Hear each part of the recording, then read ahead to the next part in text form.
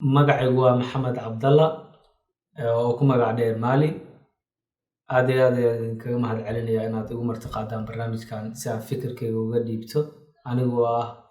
qof cusub oo dalkan Canada ku cusub. Waxaan imaaday dhammaadkii 2019 anigoo ka imaaday dalka Kenya oo muddo ku noolaa in muddo ah. Haddaan ka hadlo fikirkayga ku aadan dalkan Canada wixii aan ka malaynayay iyo waxaan ugu imaaday runtii wax fara badan oo ka duwan wixii aan marka hore maskaxdayda ku jira ama sidaan u arkay dalka Canada ayaan meeshaan ugu imaaday. haddii ahaato dhinac wanaagsan haddii ahaato dhinac negative aba. runtii markaan guud ahaan soo koobo waxaan u haystay marka dalka Canada intaanan imaan inuu yahay dal haddaan tagoba noloshu wax walba iska easy iska noqonayaan. oo aan struggle fara badan iyo orod fara badan aan laga baahnayn wax walba la ii sii diyaariyay. markaan imaaday waxaa ii soo baxday in aad u baahan tahay dalkan inaad wax ka gaarto ama ku guulaysato ama aad horumar ka samayso in lagaaga baahan yahay orod fara badan iyo dadaal fara badan si aad noloshaada wax uga beddesho iyo nolosha dadkaaga ama familkaaga. wax walbana aysan easy kuugu imaanayn ee aad u baahan tahay inaad waqti geliso oo energy geliso aad u baahanayso ayaan arkay. dhinaca wanaagsanna waxaan arkay inay jiraan fursado aad iyo aad u badan oo dadku ay heli karaan si fudud ku heli karaan haddii ay waqti geliyaan ama ay isku taxallujiyaan inay helaan. waxaan arkay wax fara badan oo resource ah oo dalkan uu leeyahay oo laga yaabo dadka qayb badinaysanba ogeynba ama asxaabta Soomaalida aysan aad iyo aad u dhexgelin. wax fara badan ayaad arkaysaa oo meeshaan aad heli karto oo aan Africa laga heli karin oo meeshaan aad ka heli karto ama caawimaad fara badan ama oo dowladda aad ka heli karto ama hay-adaha dadka caawiya sida anigoo kale dadka cusub caawiya. xafiisyo gaar ah oo wax kale baan qaban sidii noloshaada wax uga bedeli lahayn aad kaaga caawin lahayn sida dalka ula qabsan lahayd oo horumar uga gaari lahayd ayaa jira. ilaa iyo heerkaas ay dadka caawin karaan anigu marka hore ma qiyaasin inay jiraan. balse ilaa hadda laftirkeeda waxaan aaminsanahay in ay Soomaali badan oo sidoo kale aan aad iyo aad uga warhaynin inay jiraan. balse adeeg aad iyo aad u fara badan ayaa jira oo dalkan aad ka helayso haddii aad ku dadaasho.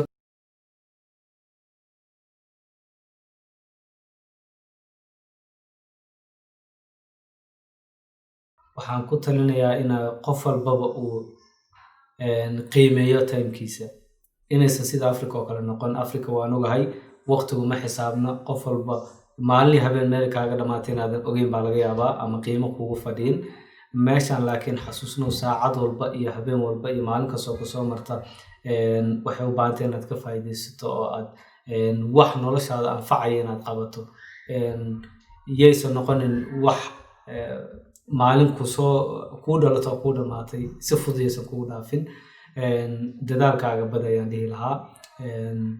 waxaa samaysaa isku day wax kastoo aad qabsan kartid maalin kasta inaad ka fakarto maanta maxaa qabsan kartaa, maxaa ku hirgeli kara maantay, xaggee baad tegi kartaa, maxaad samayn kartaa, yaad la xiriiri kartaa, xaggee baad hawl kasoo fushan kartaa inaad samayso.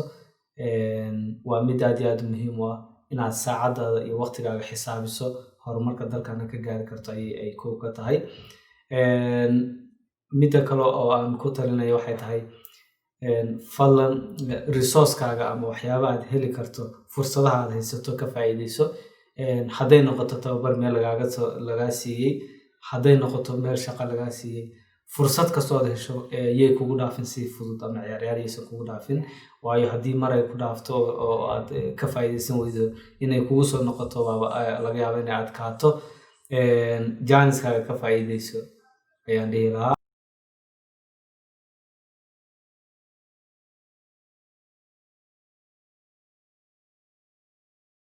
si aad dalkan horumar uga gaarto marka aad wax uga qabsato number 1 waxaan ku talinayaa inaad afka si fiican u barato. haddiiba aadan howlgab ahayn qof oo retire aadan hayn luuqadu aad iyo aad u muhiim u tahay waana furaha mustaqbalkaaga dalkan. number 1 waa inaad luuqada ku dadaasho afka aad iska dhisto. number 2 inaad samayso waxa la yiraahdo inaad timekaaga aad xisaabiso oo timetable aad leedahay aad ku shaqayso.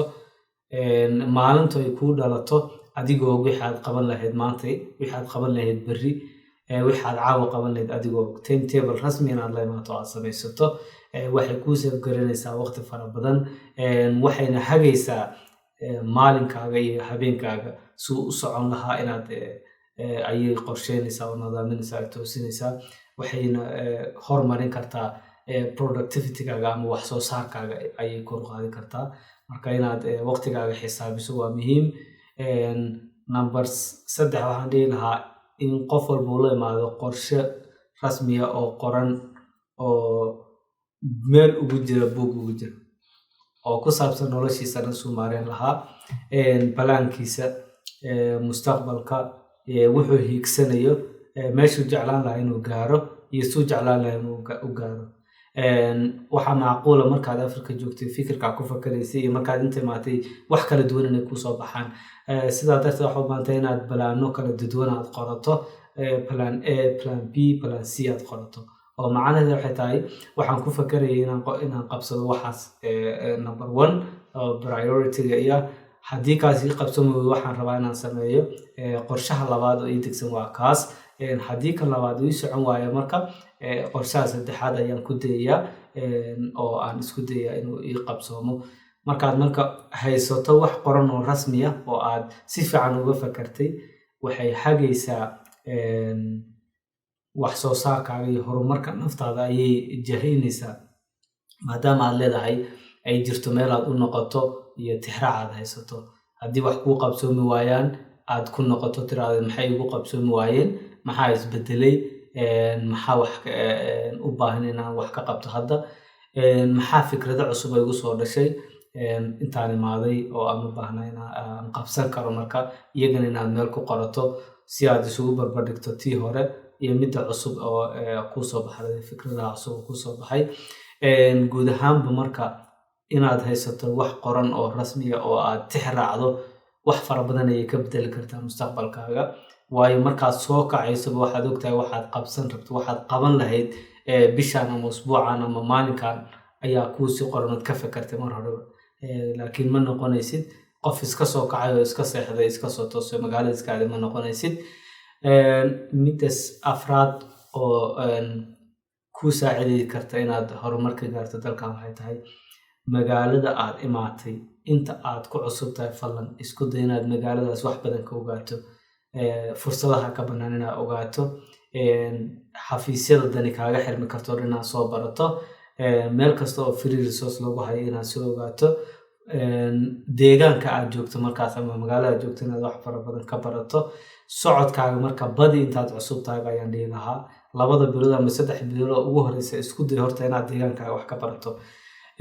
si luuq walba aad hadhow u geli karto meel kastoo dani kaaga xirantana aad si fudud uga soo qabsan karto dhammaantaad isku day inaad tagto library-yaasha oo magaaladaada ama kuwa kuu dhow aad ka gaari karto si aad u ogaato wixii activity ka socdo waxaa laga yaabaa wax fara badan oo ku anfacaya inay ka socdaan meesha isku day sidoo kale waxaa isku daydaa xafiisyada dowladda oo magaalada ku yaala inaad soo ogaato aad soo barato meeshay ku yaalaan iyo waxay adeeg bixiyaan waxaa laga yaabaa inay kuu soo dhashaan fikrado fara badan oo cusub oo wax badan ku anfici karaan laga yaabaa marka guud ahaan waxaan dhahayaa 3 bilood oo kugu horeysa isku day inaad dalka iyo deegaanka aad joogtana wax badan ka barato intaas waa fikirkeyga iyo wixii aan ka arkay intaan imaaday insha Allah waxaan rajeynayaa inta iga dambeysana inay kasii fakaraan intaysan imaanba mustaqbalkooda dalka cusub suu noqon karo ama suu ekaan karo inay waqti geliyaan ayaan rajeynayaa aad iyo aad ay ugu mahadsantihiin barnaamijkan jaaniska isiisan aan kaga hadlo